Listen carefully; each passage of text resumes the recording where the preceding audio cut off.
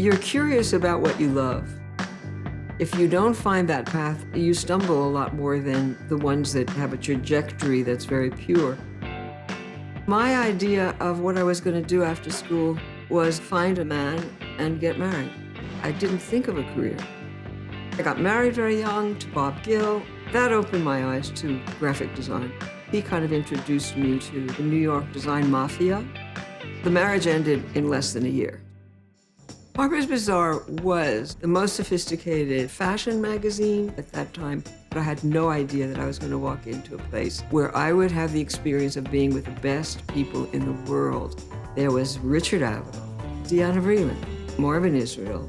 I knew nothing very much, and he hired me. The shift from Paris as the center of the avant-garde to New York in the 60s really was a shift. Every part of experimentation that was happening in the art community was happening in fashion and design. There was also this thing called the sexual revolution. Women were freer, and there was the pill. In 1968, Robert Kennedy was assassinated, Martin Luther King was assassinated, and I was doing fashion. I became aware that I should become aware. I came from a place where the image was the king. I went to a place where the word was the king. As an art director, I was always trying to push the envelope. I kind of invented a magazine based on things I'd seen in Europe that really impressed me. New York Times was a man's world. I always thought it had the greatest reputation, but it didn't have such a great reputation when it came to treating women as equals. I was exhausted, frankly. That's part of what made me think about moving on. Finding the right photographer for the right job is the key. If they get lazy, if they get tired, your job is to tell them it's not good enough.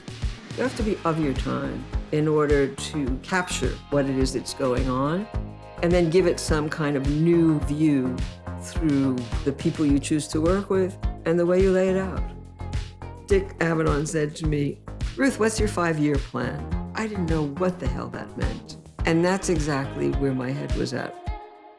When I first went out on my own, things didn't develop naturally as I thought they would. It was a rude awakening, but I never wanted to go back to full-time magazine design. If I think about my trajectory, which was totally intuitive, I really was looking for an education.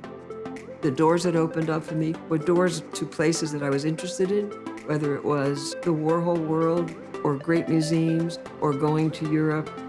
I loved all of that. I just went where my instincts led me.